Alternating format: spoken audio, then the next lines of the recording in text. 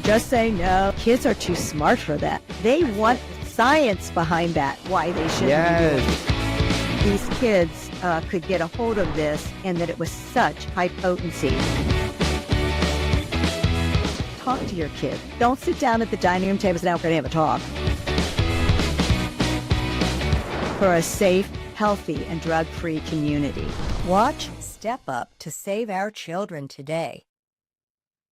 Hello, and welcome to Step Up to Save Our Children, the podcast for parents and professionals who care deeply about protecting kids and helping them thrive. Denise Mayer here. Today we're talking about a topic that can feel overwhelming, but it is incredibly important to understand: childhood trauma. What is it really? How does it affect a child's developing brain and behavior? And most importantly, what can parents do to help? Joining us is psychotherapist and author Beth Tyson, who brings both clinical expertise and deep compassion to this conversation. She'll help us understand the signs parents may miss, the long-term impact of early adversity, and practical trauma-informed ways to build safety, connection, and resilience at home. If you've ever wondered how to better support a child who has been through something very difficult, this episode is for you. So let's get started. Hi, Beth. How are Hi. you?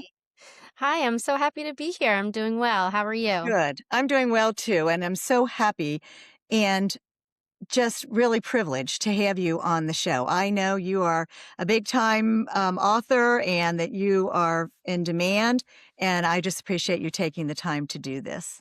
So thank you. Of course. No, I love doing podcasting is one of my favorite parts of this work, really. So thank Good. you for having me. Oh, I'm so happy. I'm So a little deeply- bit more, I'm going to jump into a little bit more about Beth before we get started. Beth Tyson, MA, is a childhood trauma therapist, children's book author, and founder of the Beth Tyson Trauma Consulting. She creates trauma-informed training, curriculum, and tools to help prevent and heal childhood trauma. She serves as the co-chair of the Pennsylvania Child Abuse Prevention Team, volunteers as a CASA, but most importantly, she is a mom who's trying her best to break the cycle of trauma in her family. So a quote from Beth is, "A child who can show you her rage doesn't think you are an easy target. She thinks you are someone who will not abandon her." So with that, I'd like to just jump right in, Beth, if you're ready. Yeah, I'm ready. Thank you for the beautiful introduction. Oh, so happy to do that. So one of the things that I want our audience to understand is, how do you actually define childhood trauma in a way that most parents can clearly understand? Yeah, I would say that's probably one of the most common questions I get. And so I've thought about this a lot, and I really feel that based off the research and everything that we know and all the different definitions of trauma, because there are many, what I've landed on is that, trauma is not necessarily the event itself, but it's our bodies and our nervous system's response to an overwhelming, disturbing, scary, or harmful event. So it's not necessarily the event that is the trauma, it's how we respond, or how we're responding to it. And trauma is subjective, meaning that two people could go through the same event or experience and have different responses. Some might have more trauma responses than the other. Some may have no trauma responses, and some may have all of the trauma responses. So it's never our job to tell somebody that what you went through is trauma or not. It's our job to meet them where they are and to provide the support that they need and to recognize the symptoms of trauma. But it's not our job to define it for anybody else.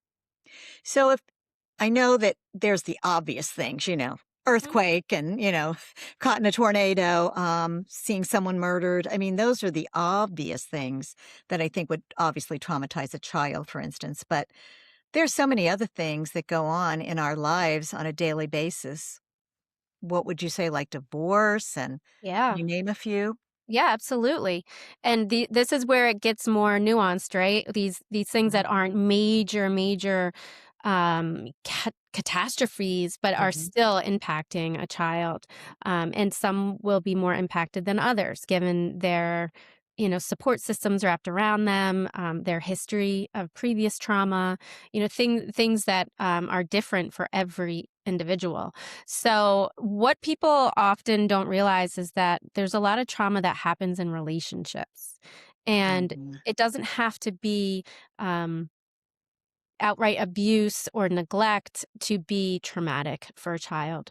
So, even things that are everyday, as like you mentioned, divorce or the loss of a loved one, or Mm-hmm. even moving to a new city or town, being bullied at school, or being involved in relationships where they feel abandoned or emotionally neglected. These are all more subtle versions, I would call it, of trauma that is ongoing. These are more complex type of traumas because they're not a one-time event.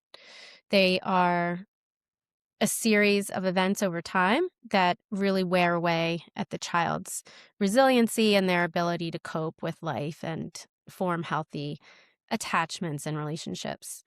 So the type of trauma that I focus on, not so much the big catastrophes like an earthquake or natural disaster, but I focus on that relational trauma.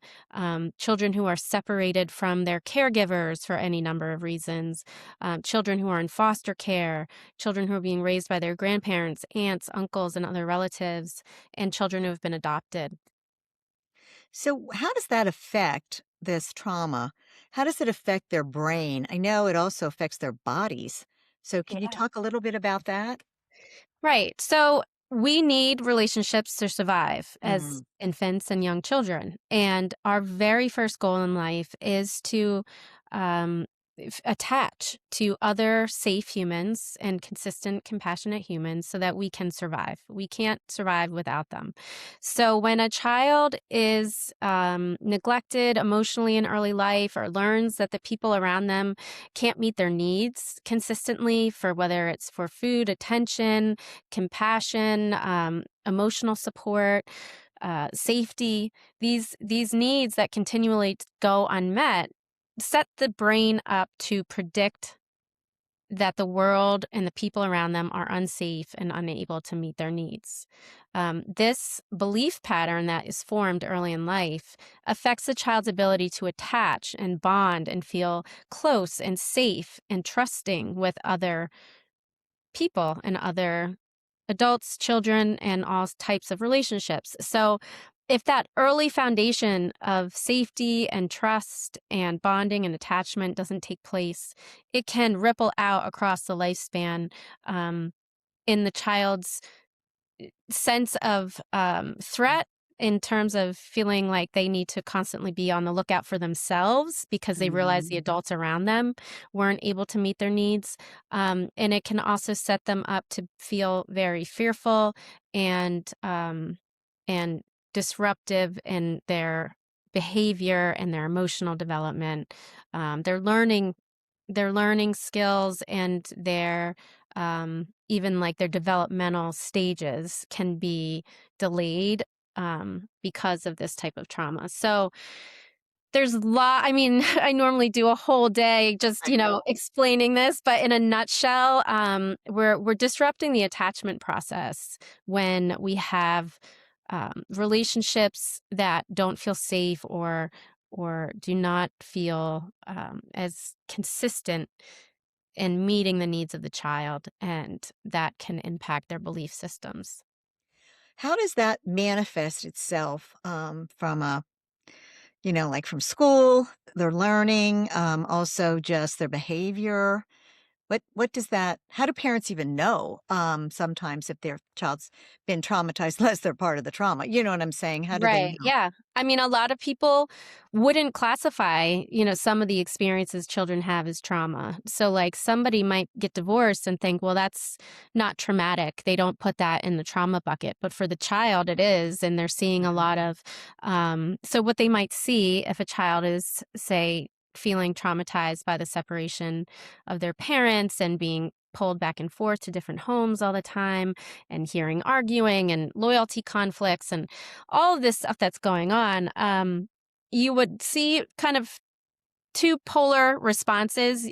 You would either see a child who is going to withdraw and isolate and become very rigid in their boundaries about attaching to other people. They might have trouble developing speech if they're young children. They may have trouble with sleeping at night, with eating too much or too little. They may have uh, trouble learning to use the bathroom. These are all developmental tasks that a young child should be able to develop normally on a normal sort of time frame. But with this type of trauma, you might see either regressions in that development, or you might see that it's like a stunted development. And then, of course, the emotional outpour, right? So you might see a child who is on the other side of the spectrum, not withdrawn, but very angry or having a lot of meltdowns lasting longer than 20 minutes on average. Frequently happening throughout the week, disrupting the parent's ability to function in some way, affecting their mental health. You might see um,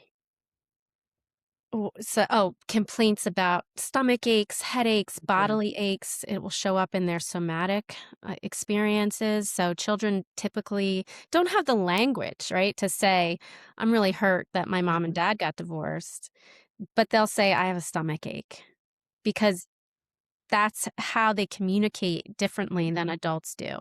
We often think that, children are going to present their issues the same way an adult would, and they just don't, they do feel sick in their stomach with this type of uh, trauma. But, so when you hear a child who frequently is saying that they have stomach aches and headaches and body aches, then obviously get that checked medically to make sure that, that's Right. that's what it is. But it can be one of the subtle signs that people miss, and that's why I always mention it.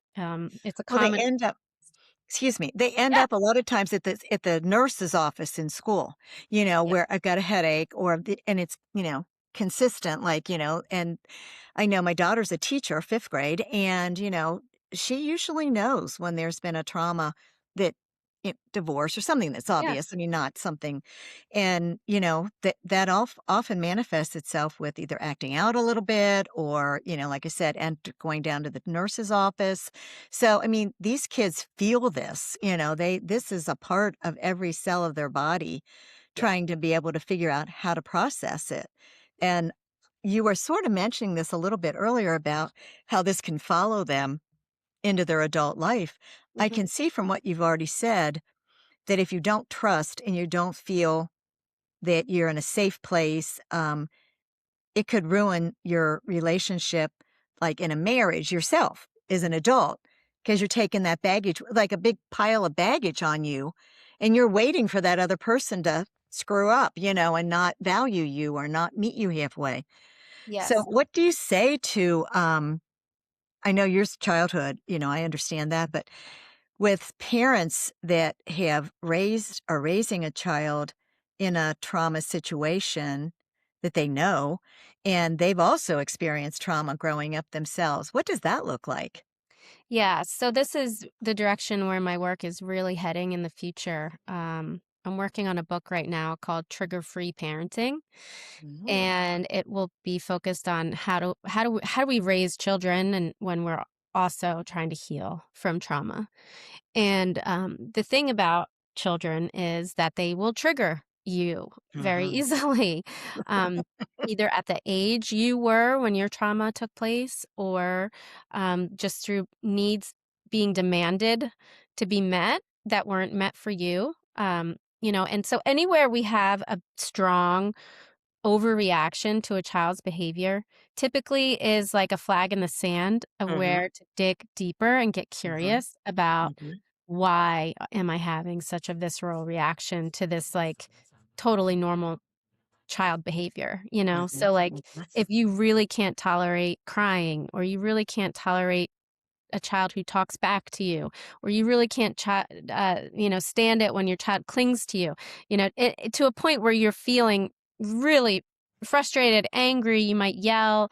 Um, these are signs that there may be some unresolved trauma in your own system, in your own past, that needs to be addressed so that the child's behavior isn't triggering you into that overwhelm and Mhm. out of your window of tolerance. Right. So So yeah, can so so I think most people think that, and most people, hopefully, most households, most families do have a loving, stable home somewhat, that Yeah. we all have our ups and downs. It's not very easy to be a parent. Um, but some of the kids, you just think, well, they couldn't possibly have a trauma because we have a very easy life and whatever. But I'm sure that you've experienced, with your clients and everything, what hidden things can be there that you're not even thinking about? I mean, yeah. obvious divorce, I mean, that's something, and obviously there's, catastrophes like we know all the time, and we're in a very uncertain world that seems to be fighting with each other constantly. Um, yeah, but are there other things that can happen that are I mean, I would think everybody has some little tiny trauma, if it's not a big one, that Right. goes on. Are there Yeah. anything that comes to mind? Yeah, I mean, I think that, just hearing the news, unfortunately, could be Mhm, traumatizing depending on the age of the mhm, child. So, like, I mhm, always keep the TV off, like the news channels off. If I accidentally have the news on or, on a channel where they're saying something, I turn it off immediately if my child's around, because they don't have the ability to process and mhm, understand it on a wider scale. They can think it's like happening in their neighborhood and in mhm, their lives, and mhm, that can make them feel really unsafe. So, for example, my daughter learned about the Uvalde school shooting in kindergarten because another student told her that it happened at her school, even though it didn't. We mhm, live on the East Coast, that happened in Texas. So, but because she was only 5 and couldn't understand, the story that she had heard from this other student, she thought that it happened at her school. And so it took weeks for her to finally come out with what was bothering her. But what I was seeing was, tantruming going to school, clinging to me, not wanting to go into the classroom, having a lot of difficulty going to sleep at night, having mhm, nightmares, feeling like people were watching her. There was a lot of anxiety, and a lot of times these traumas present as anxiety in children. So that hypervigilance, always on the lookout for something to mhm. happen. Right, Um, and so something like that, which had nothing to do with right. her life specifically, Mhm. although horrific, and I mean, all of us were traumatized Sure. by those Well, deaths. we had something last week very similar. My granddaughter's in the 4th grade, and her older sister was watching a documentary on the Holocaust for school, and she walked in on it, and, the older one didn't think about telling her not to watch it, and so she was watching it about the gas chamber, Ugh, and honestly, I'm not sure she's even remotely over it now, but she's at least sleeping again. It took about 4 or 5 nights of crying herself to sleep. yeah, Like you said, they don't understand that that was a long time ago, yeah. and I certainly wouldn't say that kind of stuff in sometimes in parts of the world is still going on, but, not you just don't know what to say, and as a grandmother, she came over one night, and I wasn't really sure what to say, and I kept thinking about exchanging bad, scary thoughts for something really good, like they're going on vacation, and, when you're having this thought, think this, but I'm not sure that was the right advice. I couldn't come up with anything. I didn't know. Well, your So instincts are good because sometimes good. one of the most helpful things we can do when children have those big scary thoughts in their minds that they're not able developmentally to hold, right? They're not meant to process that kind of information. Mhm. Um, is to set aside a time each day for worry time. And Oh. to say, like, you know what? Those are some big, scary worries, and it is normal to feel very afraid of those things. Mhm. We're gonna worry about this for, 20 minutes at the end of every day or at breakfast or kind of whenever they want, asking them, Mhm. when do you want to have worry time? Give them some agency over when it takes place. And, let that be a time where they write down all their worries, or they draw pictures of their worries, or they just scribble out their worries, or they dance out their worries, and you validate those experiences. Because compartmentalizing it for children is not avoiding it, it's containing it. And sometimes we need to Mhm. contain those big, scary, intrusive thoughts and kind of put them in a container over here and help teach our children how to do that, because otherwise they're just flooded, right, all day Right. long. And now they can't learn. They're not relating with others. They don't feel safe. But knowing they have a container that you're going to help them keep can be really helpful. Because you keep revisiting it, you're thinking, and so that affects their schoolwork, Mhm. their relationships, like you've mentioned, for sure, that would be a big part of it. You did mention anxiety, and that's the big word everywhere today, on no matter what you talk to, because a lot of what I do is on substances, and with that, a lot of times comes anxiety, and depression, and Mhm. then other things that heavens. But what what would you say would be, the difference, I guess? How can you determine if a child is just anxious or they've seriously got, some trauma they're dealing with? Is there any way to know that?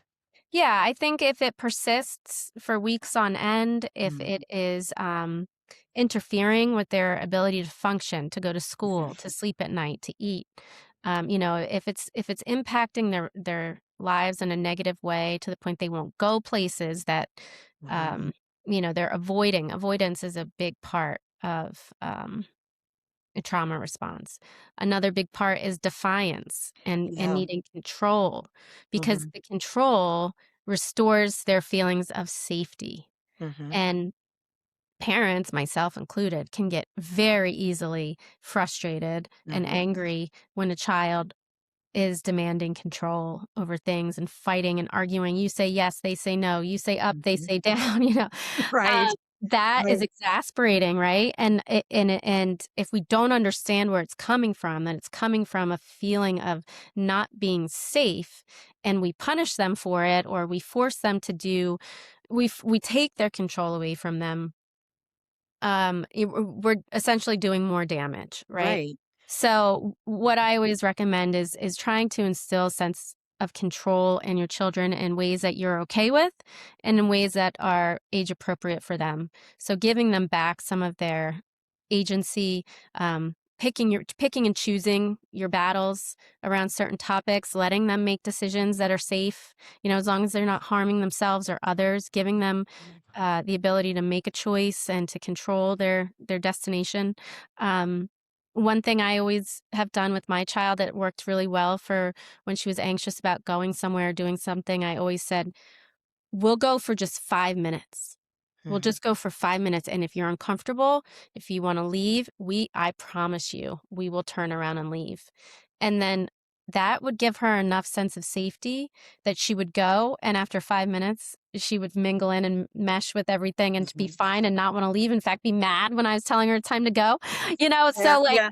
so sometimes you just got to give them that safety and control back. Now, some parents in traditional parenting might think, no, that's not right, for us to leave to go somewhere and leave after 5 minutes. Well, maybe that's just what your child needs, Mhm. and honoring that and giving them some control over their situation helps to lower that anxiety. Well, I think too, a question I would have is, and you mentioned old parenting. That'd be me. Traditional Uh, parenting. that'd be me, the old parenting. But you know that there's a certain amount of what we used to call discipline. We've got to Yeah. discipline the child. They have to do what, to a certain extent, obviously. Yeah. But today, it's more like regulation, self-regulation. Those are words that I know you'll probably talk about. Yeah. What are we saying there? Like, what's the fine line? And I'm going to say this: my daughter, one of my daughters, had took 2 foster boys, out from in an emergency situation, ended up having them for almost a year. They were so severely traumatized, that's what I would tell you. They were going on 3 and going on 5. It was horrendous. And, separating what was trauma behavior, whatever, and then just plain, like, we can't let them do that. That was really hard. Yeah. Yeah. You're naming something that is really difficult balance to Mm, strike for children who are in foster care or who have experienced the child welfare system in some ways. It's like, where do we draw the line? When are we right, being too easy on them? When are we being too hard? It right. is an impossible challenge, really, for so many foster parents and caregivers. And that's why my heart just goes out to those folks who are willing to step up and do that work. So, in the example I gave a few minutes ago with Mm, my daughter about, just going to the party for 5 minutes, mhm. what do you notice that I'm doing there? I'm gonna put you on the spot a little bit. Like I'm saying, we can go for 5 minutes. I'll be there with you. I'm going to be there. I'll stay, and Well, if, it looks to me, you're asking me, it yes. sounds to me like you are allowing her, first of all, to make the decision to go. Hmm. You're also putting some boundaries on that for her if she doesn't want to stay. Hmm. So therefore, she's not feeling frightened to do that because she knows you, she can count on you, and you're going to keep your word. So Right. if she goes and there's some girls, I'm just making this up, Yeah. that bully her, or it's uncomfortable party or whatever, she knows she has a way out. That's what I take from it. Yeah. That might not be Yeah. right. No, that's perfect. I mean, that's the thing. Like I'm being there. I'm giving her structure, right? Hmm. I'm kind of like the guardrails. Hmm. I'm there. She's still going. Hmm. Notice I didn't say you don't have to go, Right. because sometimes when we are in mode to protect our child who's anxious, we remove all stressors, right? We go too Hmm. far in the other direction, Hmm. and we say, Hmm. "Okay, honey," if they get upset when you mention going to a birthday party or going somewhere, they say, "Okay, honey, we'll just stay home." But notice I'm scaffolding, right? Hmm. I'm not saying we're not going or you don't have to go. I'm saying give it a chance. Take Hmm. one step. I'll be with you. And so Hmm. we're scaffolding the work together. She's not being just forced in to go to the party alone, dropped off at the door, and car Right. screeches out. The tires screech right over the house, Yeah. and she doesn't I'm know going when. shopping. Yeah, I know. Yeah, Yeah. it's Yeah. providing that guidance, that structure, knowing that someone's there for her, knowing that she can make a Hmm. choice and has Hmm. agency and autonomy to go one direction or the other. And most importantly, what you said, that she trusts I will keep my Hmm. word if Hmm. she is very uncomfortable and needs to go. And you have We need to right. develop that trust. That is the key. But Yeah. that personal connection that we're missing so much with all the social media and the phones, I think as parents, we have to promote that. We have to promote them interacting Yeah. face to face. And, so what you said, telling them, oh, you don't have to go if you don't want to, that's really not supporting them and helping them Right. to, become productive adults and be able to navigate this world that we live in by letting them opt out all the time. If it's something very scary or they'll be so uncomfortable, that's something else. But Yeah. I life's think uncomfortable. yes. And I think you have to discern, Mhm, what mhm, is truly too overwhelming for a child and what is not. Let's change the scenario and say that the girl's birthday party, who it was someone who you knew was bullying her, or mhm, someone mhm, you knew had really hurt her mhm. feelings, or Right. had pushed her off the Mhm, swings, or any number of mhm. things, or that Sure. another child was going to be Mhm, there who had harmed her in some way. mhm, Then that might look different, right? We mhm. might choose to avoid that party, but maybe the next one we Got do you. scaffolding and we Right. say everyone we know there has been safe, has not Mhm. harmed you. Let's go for 5-10 minutes and see how you feel. Do Right. you see how that's Absolutely. different Absolutely. than just For sure. saying, and that's where if we weren't raised that way, if we didn't have parents who gave us that sort of support and agency, how do we know to do that for our own children? I Right. certainly wouldn't know these things had I Right. not gone to school to be a childhood trauma therapist, right? I mean, and so I don't expect people to just know this stuff. That's why I do the work that I do. I want as many people as possible to know how to handle some of these really difficult decisions with kids. Absolutely. And And that's and why what I do these podcasts, because parents don't know. That, Yeah, like you said, where would they have learned this unless they learned it, it's very difficult.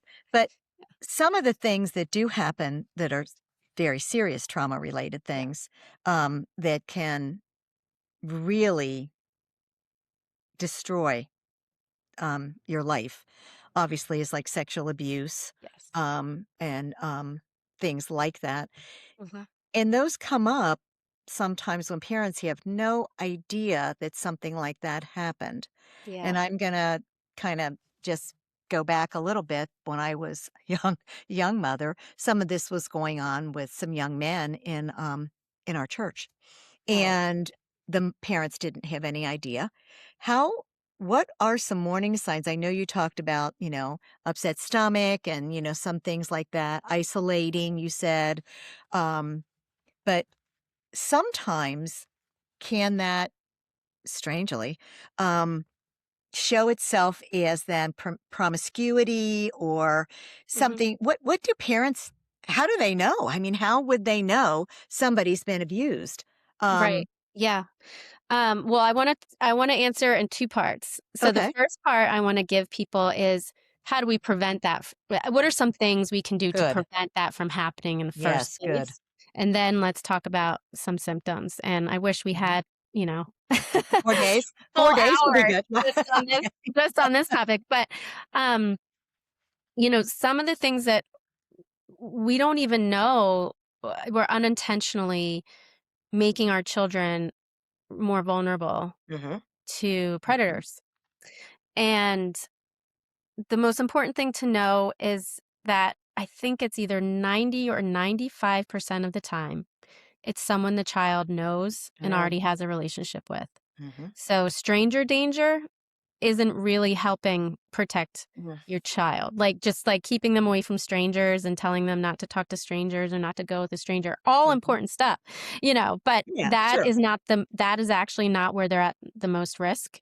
They're at the most risk at family parties, Mhm, at home with babysitters or mhm, other children that are older than the child that you have, by a significant amount. At Unfortunately, at sleepovers where you don't know who is mhm, coming in and out of the other person's home. And so we really first need to be aware of where is it happening, right? It's happening mhm, with the people you already know mhm. 90-95% of the time.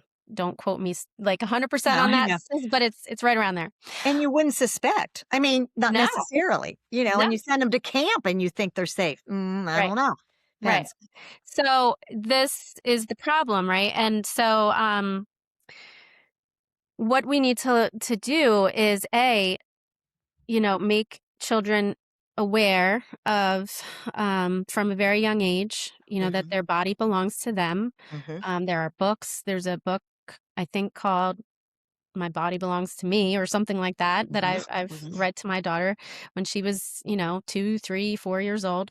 Um, mhm, and they need to know the right anatomical names for their body parts and for the male body parts, and that way they can accurately tell you if something happens and where it mhm, happened and what was mhm, used, and all of that sort of unfortunate detail that nobody wants to ever have to hear, but at least they'll have the right words. mhm, um, and also making them aware and keeping an eye out until they can be aware of people who are grooming your mhm, child and mhm, you.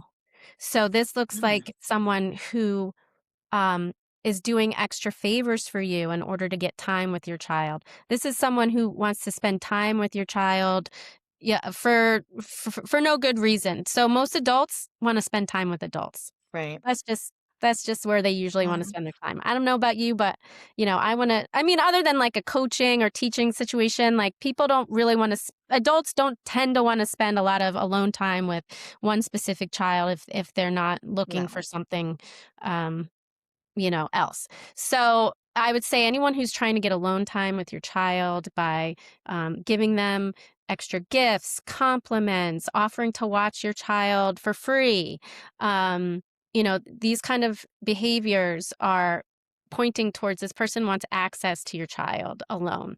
So Definite anyone red who flags. Red flags. yeah, red flags. Anyone who is intentionally, either being extra nice to you, doing favors for you in order to get time with your child, or is giving your child gifts and things to try and get their time and attention, that those are red flags. It's also not allowing secrets to be kept, and Mhm, and mhm, telling your children that secrets are not okay. We don't keep secrets. Surprises are different. Surprises are things that are happy and good, and we mhm, always tell at the end. Where the mhm. surprise always comes out at the Right, end, right? right. But a Mhm, secret is something we don't keep. We don't keep secrets in our family, and if anyone ever asks you to keep a secret, tell me right away. That's a sign that you need to get away from that person. I'll mhm. always believe you no matter what. I will always believe you. You can always come to me. So, these are just some um, basic things to get started with. And there are more, but we wouldn't nearly have enough time for, for me to explain them all. But there's some great podcasts out there on these topics. Another one that might fly on the radar that people often confuse for a child who's lying. And this one I'm really passionate about because I can just see how this unfolds from a psychological standpoint in children, understanding child development and how their brains work. Children won't come all out at once and say, I mean, they may. They could come out all at once and say, Uncle so and so hurt me Mhm, or did sexually mhm, abused me, mhm, touched me where he wasn't supposed to. They might mhm, do that. But they also might say, I had a dream that somebody hurt me. mm, They also might say, I saw a movie where somebody hurt a child. They might say, my friend at school uh, had someone hurt her, sexually abuse her, and what they're doing is they are testing the adult to mhm, see what their reaction is mhm, because they're afraid to tell them it was them. So mhm, they're going to test it out by saying they heard it in a movie. They had a dream about it. It happened to a friend. These are all ways to sort of test the environment to see if you're safe to tell the truth to. mhm, However, this can get confused because for lying, because when the child comes out and finally does say the truth, right? mhm, The mom says, "Well, you told me that was a dream." mm, Or the dad says, "You said that happened to your friend." Or the teacher says, "Well, she told me uh, it was a movie she watched." And then everyone thinks the child is lying. mm. That makes sense. It Yeah. makes sense, and I can see where parents are look when a parent thinks something's going on, they really want to be validated that it isn't going on. Yeah. That's the thing. You just wanna pretend that, "Oh, that couldn't have happened."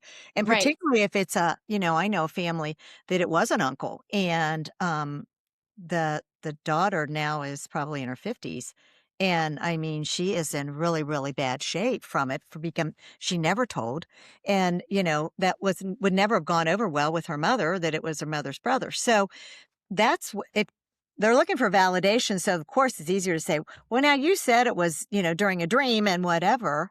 That's a kind of a normal reaction, not that it's the Yeah, right reaction. absolutely. I mean, I would wanna believe that 100%, Mhm, mhm. it's nobody. I don't fault the parents, or anyone in that situation. Of course, we want to believe it's not true because it's scary as hell, right? It is scary as hell, and the ramifications just go on and on and on in Mhm. so many ways. And the Yeah. older I get, the more I know adults, or even older adults that, have been traumatized and took their information to a parent when the parent was older and were completely dismissed because Mm. it's too painful. And so they live with that, and it affects everything that they do and every connection that they have. Yeah. It's just so sad, and I think so much more of this went on a while ago, probably still going on now, but at least most of us are somewhat aware of it and can seek help and get help. Yep. So what kind of help would you, if you suspect that this is going on in a family, let's just go with that one. And you would the parents then confront the person that they think is the perpetrator? Would they just immediately take the child to a therapist, to the pediatrician? What's the route for that? Yeah. At first it's always the safety and well-being of the child, Hmm. so it would be, reporting it to the police, it would be, Hmm.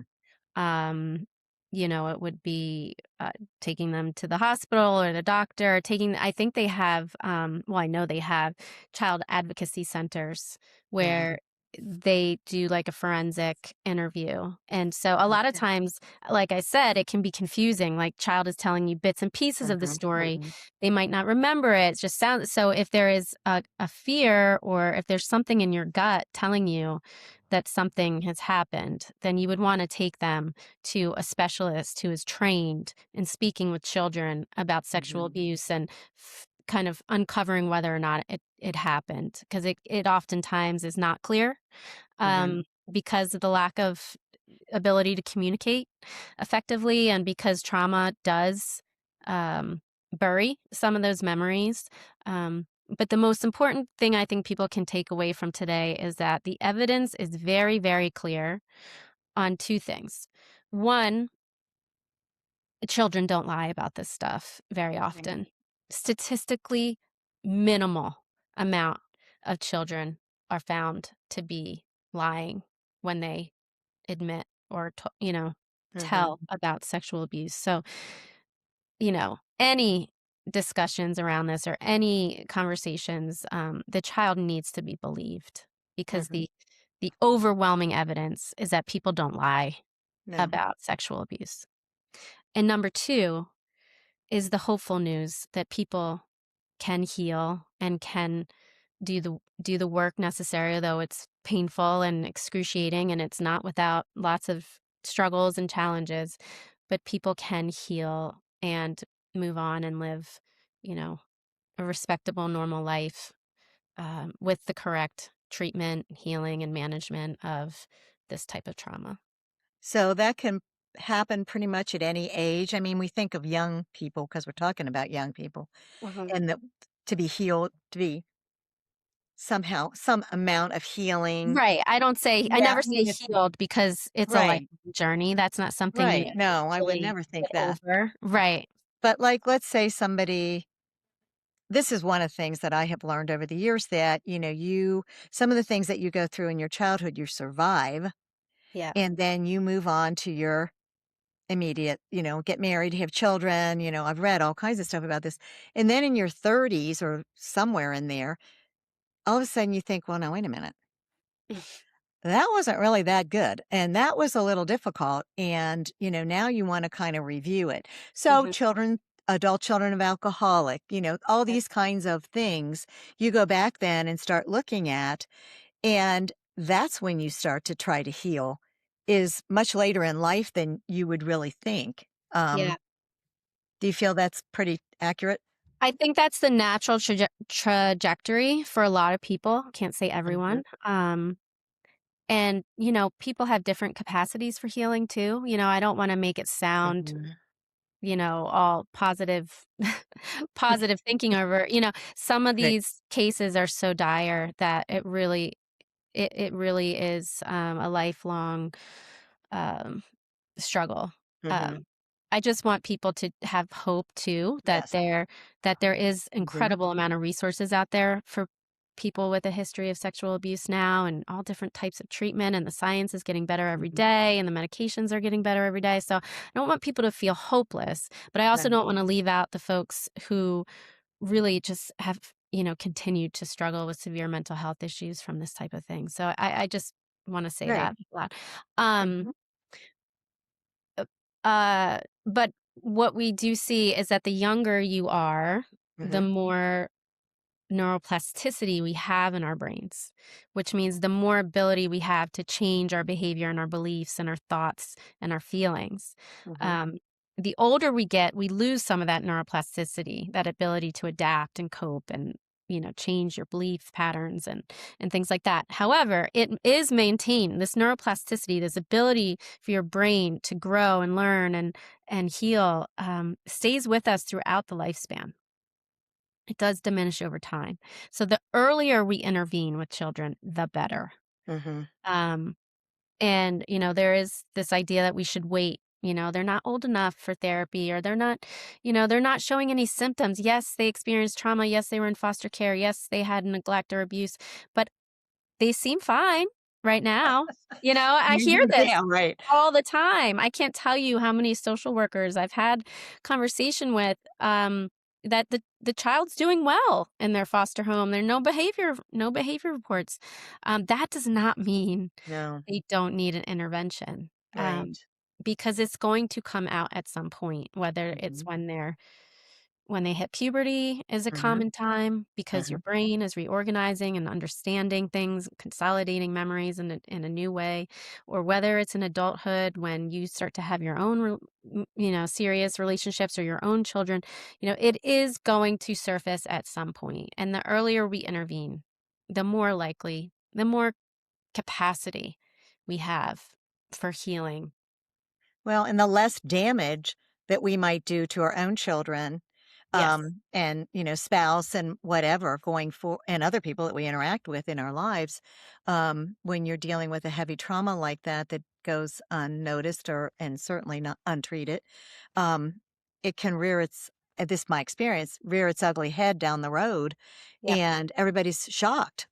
Hmm. Oh, What yeah. is going on here? Yep. Well, maybe that's because had it been addressed early, it would not have festered the way that it has and caused so much damage to Yes. everyone around them. 100%. You're nailing it right on the head.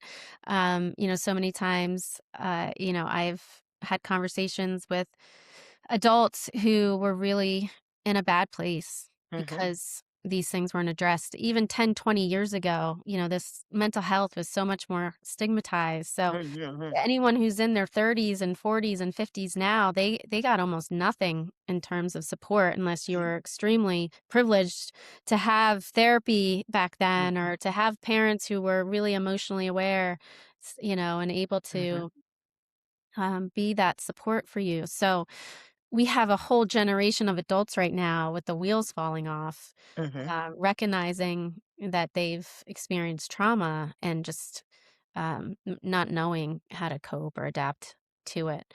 The other thing about young, youth, is that in adolescence, there's something called the window of opportunity. And so during adolescence, this is a simplified way of explaining it, but there's almost like a reorganization happening in your brain. And this is an opportunity where, if you do have trauma from earlier childhood, and now you are safe and you have adults and people in your life who are safe and able to give that connection, compassion, love, validation, support, therapy. mhm. Um, Adolescence is a window of opportunity for greater healing from that trauma, which kind of rolls us into that video series we were talking about, that I Yeah, helped please talk develop. about that for a minute, Uh, right. it just so naturally flows in, but this is the reason why we created it. We didn't want people to have to wait until they were 30, like you were saying, in their late 20s, 30s, starting their own Mhm, family, to realize, oh, hey, wait a minute. My mhm, childhood maybe had some wounds and some pain that I never addressed, mhm, or never got help for because of, multiple reasons. Um, and so, in partnership with an organization called Connect Our Kids, and a brilliant, brilliant, friend of mine named Jessica Stern, we created something called All Connected, a place for belonging. And what it is a series of animated short videos, 3 minutes or less, that teach young people, mhm, teenagers, young adults, even older people. I mean, they're great for Mhm. everybody, but They are. they're supposed to be for the younger set because they're animated. They teach children how to understand the impact of childhood trauma and how to cope with it. So They're excellent. that they're starting Yeah. earlier in life. I Mhm. was the one of the subject matter experts that developed the content behind the videos. So all the educational, all the things, and even some of the design of each of the videos, and the colors we used, and the scene, the scenes and the metaphors and analogies that are used. What I love about this video series, again, it's called All Connected, A Place for Mhm. Belonging, is that it's free. It's accessible Mhm. to anybody on YouTube, Mhm. and it is not it's not super clinical, right? It's No, it's everything not. you see on childhood trauma is very, Mhm. it's usually someone like me or like you talking in a very clinical way, and a very like, you know, jargon heavy way about trauma and the brain and the nervous system, all that stuff. These are to be digested by young people. And so we're meeting them where they are. We're using humor. We're Mhm. using examples that they can really relate to in life. Analogies and metaphors that they instantly get, so that they are understanding trauma from And they're their colorful and they're birth. short, Yeah. and I think they're great. We're gonna come up on a hard stop here, Beth, but, Yeah. I wanted, all of your website and all of these will be in the description notes, when this gets launched, which should be soon, Yeah. and, then parents can go there and look at some of these, and definitely we'll have that on there. I did also want to plug Operation Parent, which is I've listened to you 3 times now on there. Yes. Um, Operation Parent it's amazing, isn't it? Every Yeah. parent should treat themselves to listening for an hour, because you learn so much from that. And then your 2 book I know I think you're a 3-time, bestseller, but I know 2 of your books, Yes. the, will be on the bottom of this as well, all about Sullivan. Yep. Sullivan Goes to See Mama, and the first one is I forget now, Sullivan The first one is A Grand Family for Sullivan. It's Grand Family for Sullivan. yeah, Yeah. specifically for kinship families, those Mhm. families that are Yep. relatives raising other relatives' children, Right, right, and how to which so talk many to their are, kids. and Yeah, so so many many. are. That's There's right. there's around 3 million in the United States alone. Oh, Um, unbelievable. yeah. Really, it is most unbelievable. Yeah. Well, I can't thank you enough for joining us today. I wish we had 4 or 5 hours, but, I know. I know we could talk forever. There's so much to go over, but it's been great, and I'm very excited to be able to share this with our audience. And thank you again for joining us, taking this time out of your important day, I know that, to sit down and talk with us. So, with Yep. that, I think we are gonna say that childhood trauma does not have to define a child's future. With safe, supportive relationships and informed adults, healing is possible. As parents and caregivers, we have more influence than we sometimes realize.